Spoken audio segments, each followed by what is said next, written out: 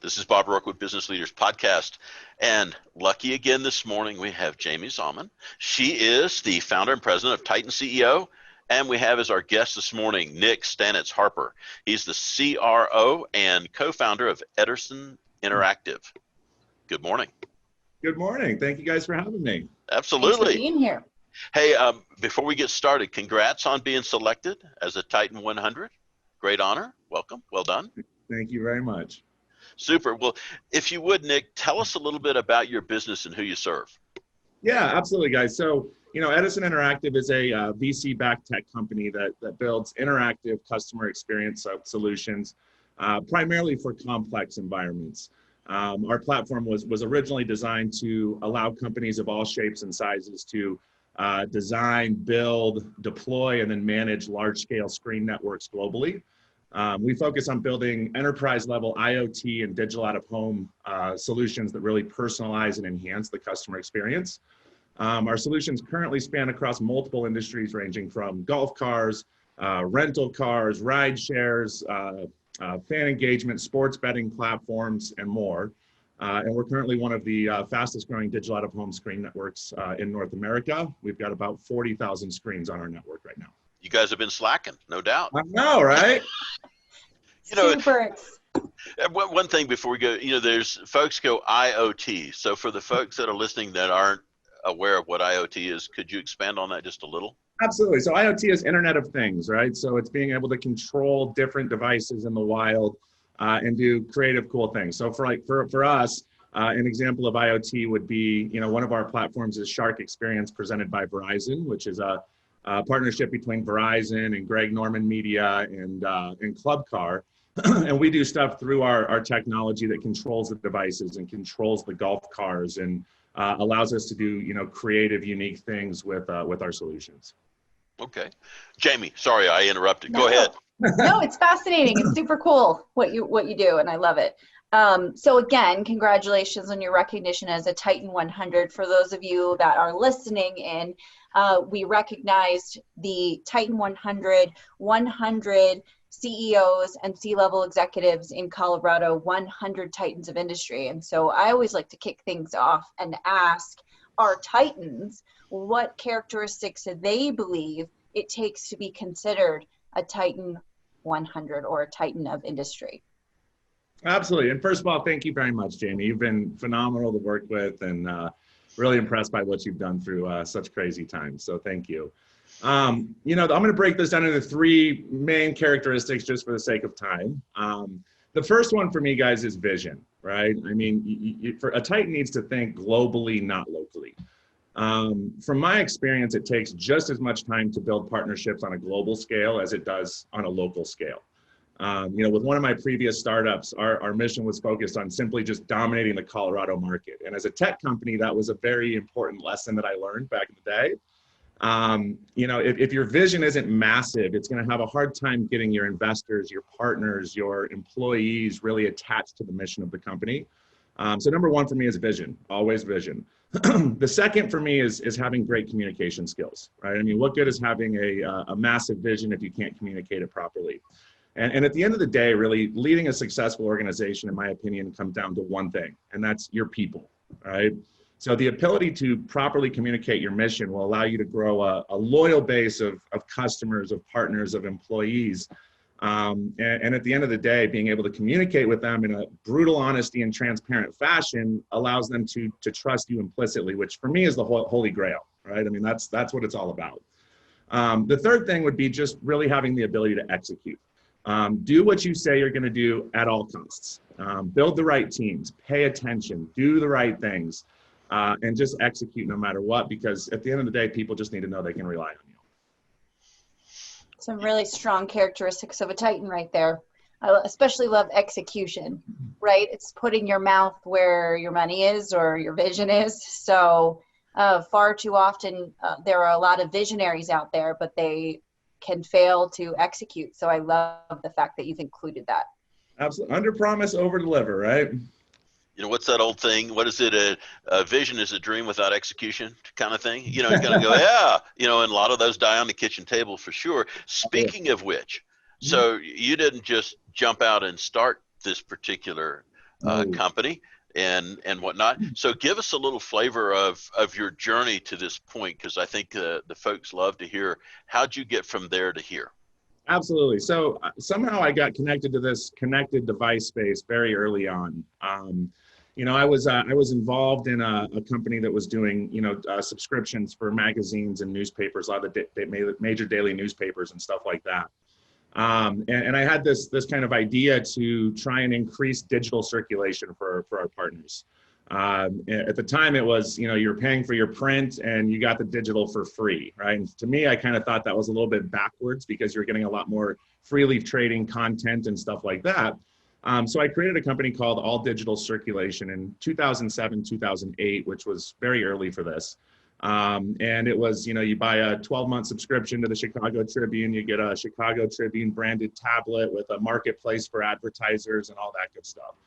And we built the company. We did fairly well with it. We built it to about 65 people over about a 5 or 6 year period. And then people stopped buying news. It was one of those things, Bob. It was, wow, that was a bad day. Wow, that was a bad week, right? Wow, that was a bad quarter. And so from there, I was spending a lot of time with my clients in major metropolitan cities, New York and Las Vegas and all over the place.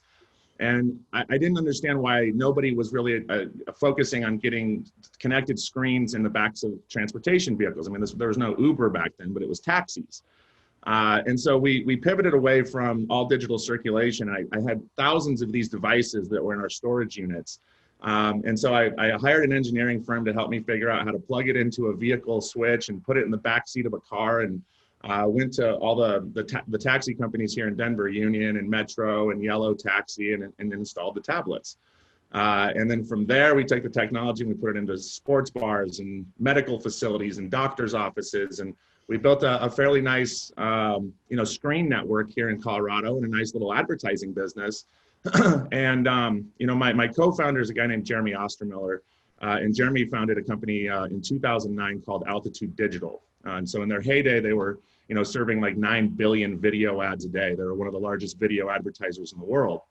And when he left Altitude Digital, him and I grew up together, and we'd always tried to find a way to work together. And advertising at that scale was something that I really, didn't have the expertise and the vision for. So we kind of rolled my former company, Sticky Media, into Edison and joined forces in 2016, and the rest is history. Wow. Those childhood friendships and mischief. Oh yeah. That's for a different podcast, Bob. Oh my goodness. No, I think it's so cool that you continue to adapt and take your strengths and continue to pivot and add to them. Being in the publishing world myself for 13 years, I saw the waves, yes, but we were in magazine publishing, so a little bit different than news, but yeah, definitely just the evolution of change of how people choose to continue to receive information has been just mind-boggling at some point. So here you are, fast forward now, and it's you and Jeremy running this company. I have to ask you, as you continue to grow and you've talked a little bit about your vision, right? Globally thinking. Mm-hmm. What's the best allocation of either time or initiatives that you believe has helped the company most? Yeah, great question, Jamie. The best allocation of time and really initiative that has helped our company has to be focusing on building great partnerships. At Edison, we always say that our superpower is partnerships. When we launched Shark Experience presented by Verizon and we became their platform and their advertising partner, we put all of our focus as a company into that product and into that partnership, right? We did everything in our power to make that product as successful as possible. We completely immersed ourselves in it. We built technology specific to their needs. We built operational processes to allow us to manage the screens. The list goes on and on. And as the product and as our company scaled, we then built an A team around it, right? And so we could focus on expanding to our other verticals with Avis and so on and so forth. And really, in hindsight, the technology and the processes that we built for Shark Experience in the early days really gave us the ability to scale a lot of our other customer experience platforms very rapidly. And the same goes for all of our partnerships, right? Avis Budget Group, Captivate, Verizon, Betterview, right? Now, some people probably wouldn't agree with that strategy of really going all in with partners, but it paid off for us. I mean, in 4 years, we've lost one product from our portfolio, and I truly believe it's because of our intense focus on each partner. Is there any sort of secret sauce to building a strong partnership? Transparency and execution. Right? I mean, it's, our partners, like I said, people need to know they can rely on you. They need to know they can trust you. And for us, it's been a land and expand strategy. Get in with a partner, find that one trouble point that they need help with on the technology side, and then expand from there, right? And go from that point. Nice. And fixing the problem, right? Fix the problem and then find more problems to fix. It's not like we don't have problems. For you, you're the CRO for the company. And so for, on a day-to-day basis, there's in the back of your mind go, okay, what are we doing? How do we go? So for you, what's the mental dialogue that goes on for you on a day-to-day basis that keeps you focused on that particular function? Yeah, no, again, great question, guys. And this is an easy one for me. It's gratitude. I'll say this. It's actually a mixture of gratitude and visualization, right? I actually wrote an article about this last week that was published for the Denver Business Journal because this is a subject that's just very near and dear to me.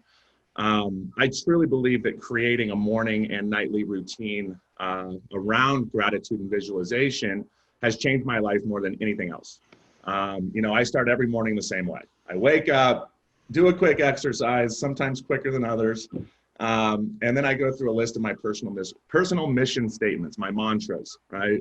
Then I go through a pretty rigorous gratitude meditation. I think about all the things in my life that I'm currently grateful for. My wife, my family, my friends, company, business partners, relationships, like weather, like literally anything that comes to my mind. And then I think about everything that I want out of life, right? I convince myself that I already have them, and I go through visualization on it. And then I go through the same process. I'm grateful for the things that I already have in the future, right? And that helps me kind of focus my mind around what I want out of life. And then the last thing is that I have a simple meditation that I go through at night, right before I go to bed.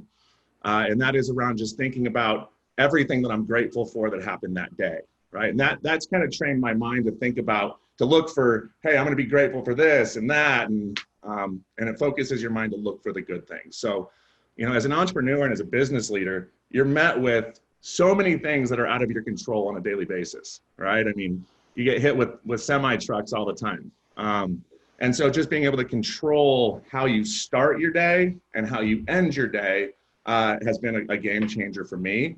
And what's really cool is now we're seeing a lot of our team members at Edison that are going through the same type of rituals, and it's cool to see them kind of develop and grow with it as well.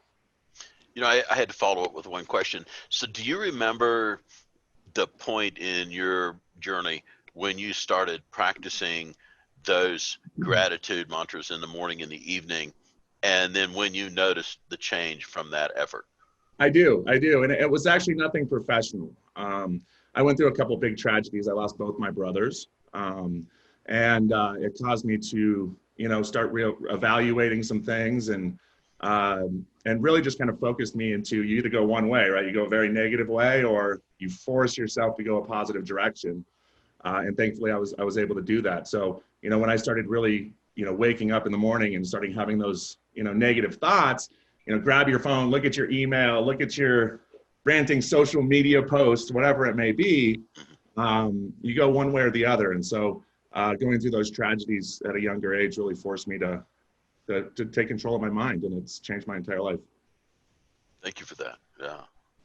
It's so important to have an attitude of gratitude. And I know there are a lot of CEOs that practice it, a lot of executives that build that as part of their daily mantra.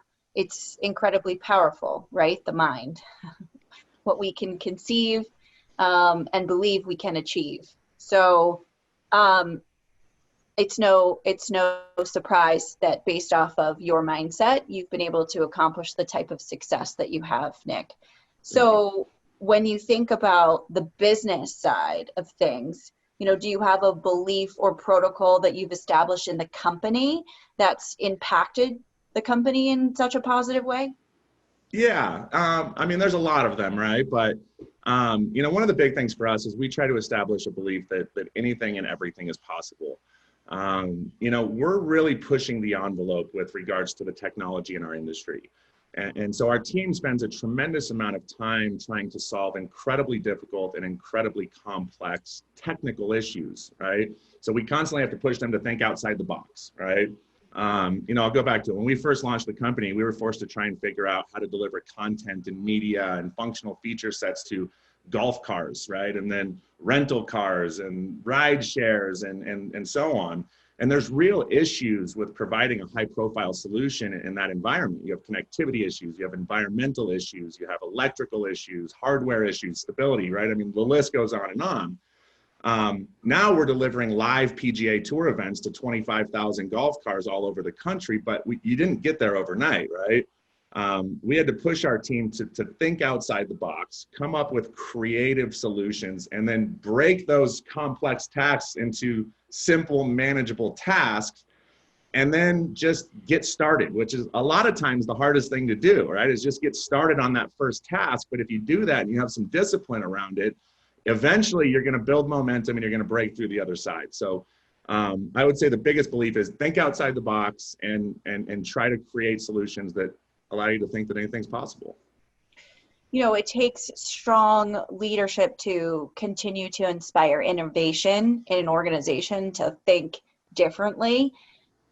Do you have any advice around people that might get stuck and how to continue to inspire the innovation so that, they can continue to press forward? Yeah, well, number one, it's you got to have the right team around you, right?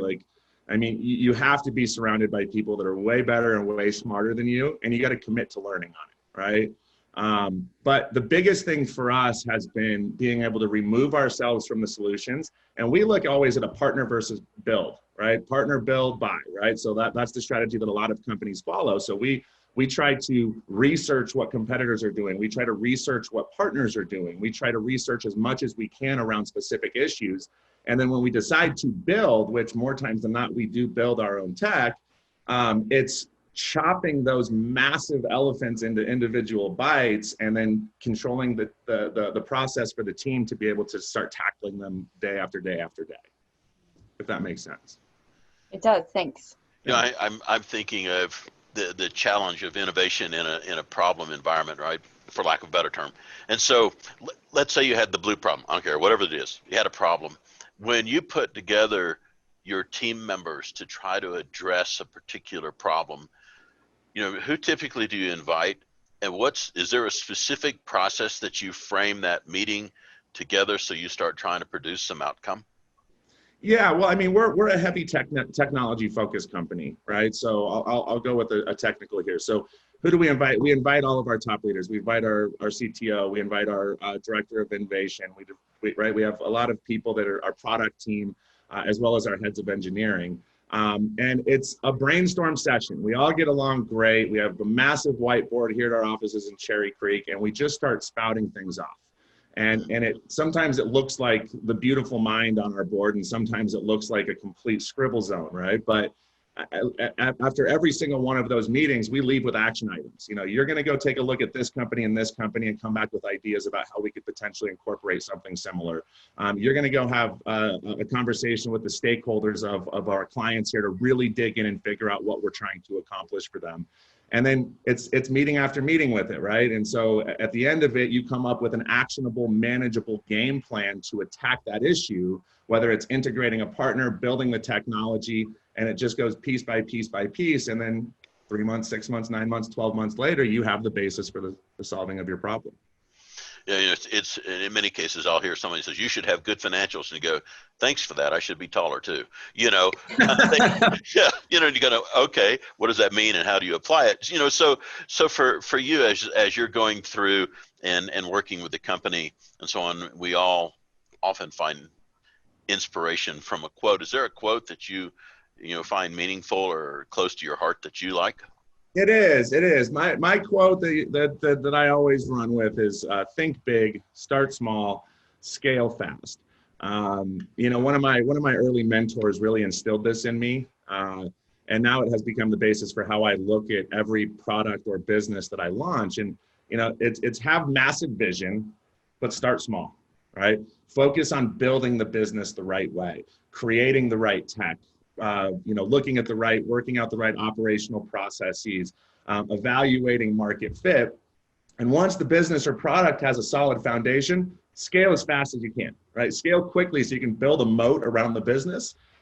And so it's think big, start small, scale fast. I like that one. I do too. It's a good quote.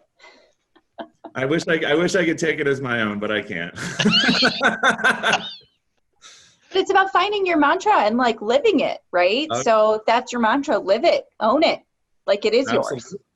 Mm-hmm. That's good. Wait, I have another question for you. Just throw you a little bit of a curveball. Chief Revenue Officer and co-founder.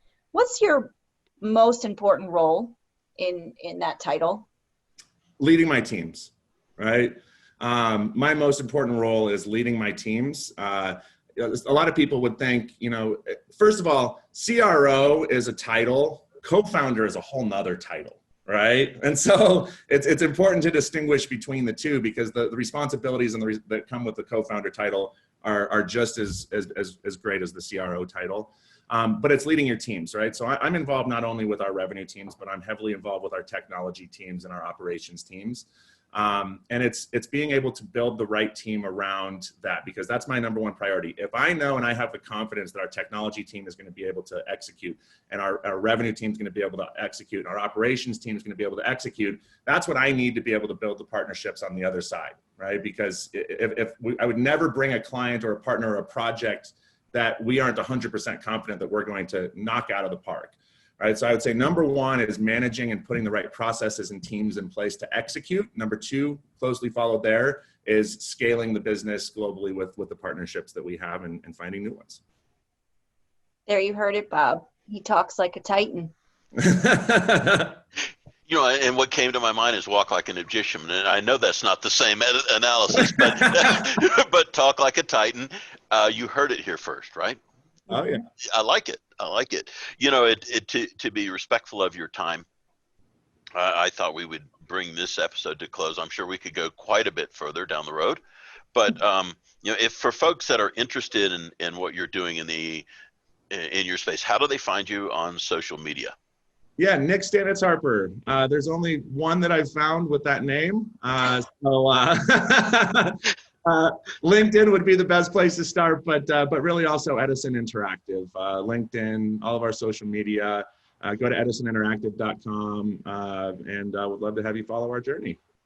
Absolutely. Well, we appreciate it, Jamie. Anything that we should have asked or left out? Well, if you're interested in learning more about Nick and his story, you can go to www.titan100.biz. and find Nick's profile page there. You can view all of our Titans of Industry, all 100 from 2020, and then also visit the downloadable book where you can read about Nick and the rest of the Titans here in Colorado. So thank you so much for being here, Nick, and congratulations again on your recognition as a Titan 100. It's been so awesome to interview you in the live and hear more about your story and how your mind works. Well, thank you, Jamie. And thank you guys so much for having me. I really appreciate it. And if I don't speak to you, have a great Thanksgiving, okay? Appreciate it, Nick. Thanks so much. Talk to you guys soon. All righty. All right, bye.